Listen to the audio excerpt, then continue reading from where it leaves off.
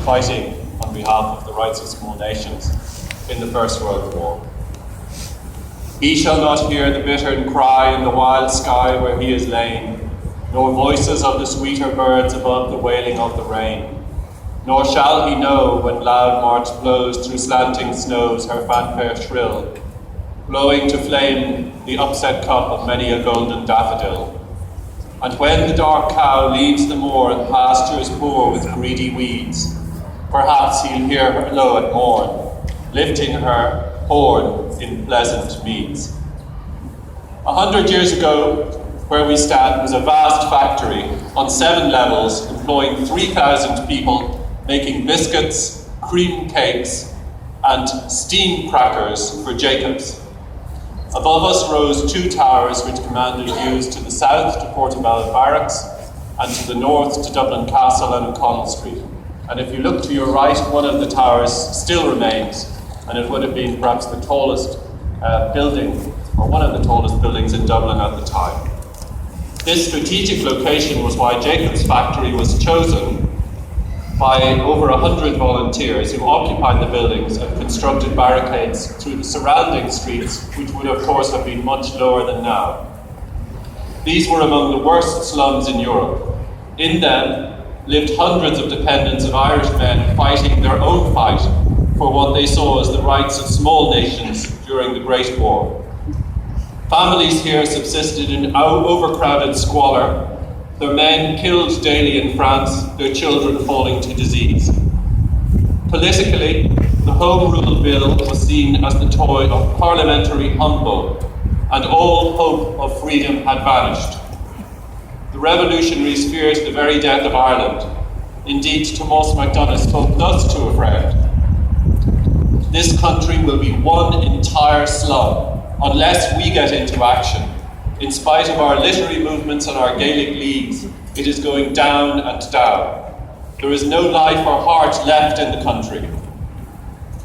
In this building, shortly after midday on Easter Monday, sniper positions were set up in the towers, control of the surrounding streets was secured, expeditions were sent to relieve other command posts, and prisoners were kept, and they were kept humanely.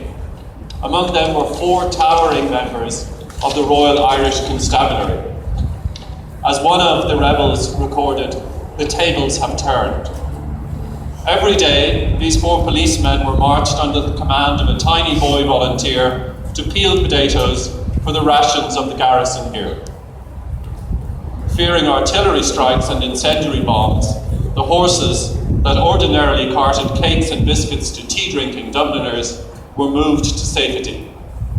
The women of Cumann were deep in the innards of the factory, while the men, covered in flour from burst sacks, held positions at the windows, and they waited for a full assault. It never came.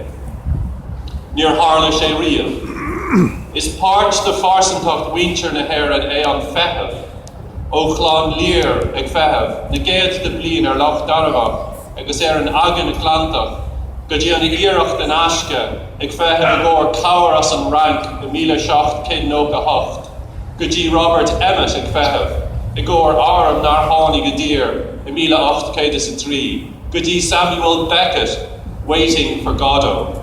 Bhíam an tná seo is tír tnú hónach í éire mar a bhí riamh agus a Paul Fós. The Irish have waited, and indeed the Irish still wait.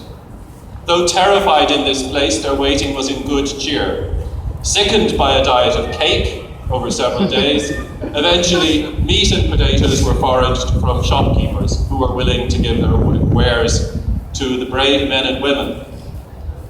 Through this ring of steel that cut the city off north from south, brave women messengers made their way, and pride grew in the small forces that had asserted yet again the right of the Irish people to their nationhood.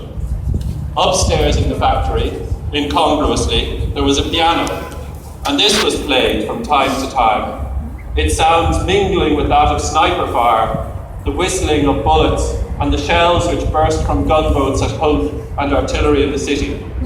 Later on, there was even a small céilí. The men and women of this place had doubts. every soldier faced with death has doubts. One volunteer recalled, "The night watch was a lonely vigil before dawn, watching the red glare in the sky, the burning city to my rear. I surmised when the attack would be made on the spot where I was standing as I glanced at the loaded rifle. That sharpened bayonet reminded me of frightfulness. I suppose many a soldier has ruminated on similar thoughts. Well, what the hell were we fighting for in any case?" The honour of their country was the answer. I take that from Charles Townsend's great book on the 1916 rebellion. It was in reaction to decades of concealed cowardice, in house burnings and cattle maimings, that a military force had been set up to fight an open insurrection, as the proclamation put it, with arms that would not see dishonour or rapine. The men and women of this place truly were soldiers. They respected their enemy and they absolutely shunned cowardice or any act of terror. We do not question the horror, and we do not deny the suffering of each side, of civilians, of crown soldiers, and of the bravery of all who did their duty as they saw it. But neither should the bravery of this sacrifice of Irish men and women for Ireland be denigrated. They did not fear death, because for them Ireland and the people of Ireland was a higher value, as Tomás MacDonagh wrote just before his execution. "It is a great and glorious thing to die for Ireland. In all my acts I have been actuated by one motive only, the love of my country, the desire to make her a sovereign independent state. I still hope and pray that my acts may have for consummation her lasting freedom and happiness." As Pearse had written, the call to freedom had been repeated over centuries. It had always rung out with honour, and always that call was, to every Irish man and every Irish woman, to establish not a perfect place, as in the demented clarions that turned the 20th century into a nightmare, but to each Irish person to exercise their freedom to peacefully work for their country. Thus, in the 1798 United Irishmen's Oath, I voluntarily declare that I will persevere in endeavouring to form a brotherhood of affection among Irishmen of every religious persuasion.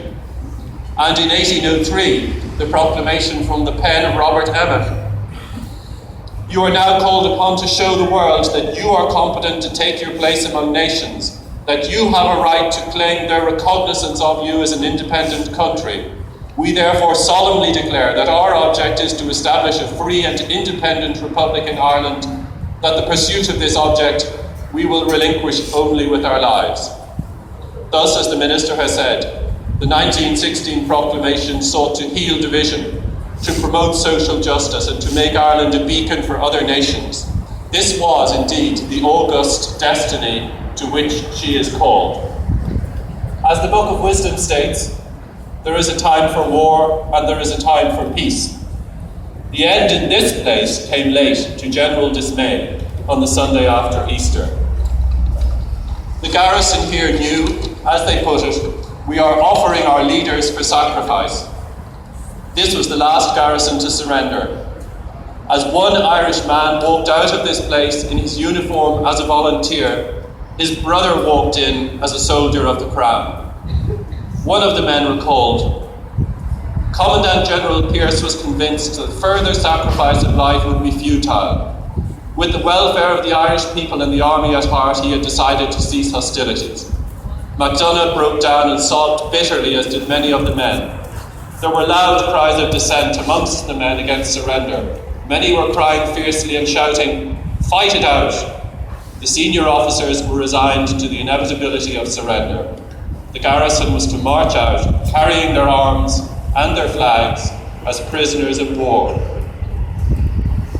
Nos chlán lír, siúlamid sús an trá, agus leagamid lámh fré, dír féin.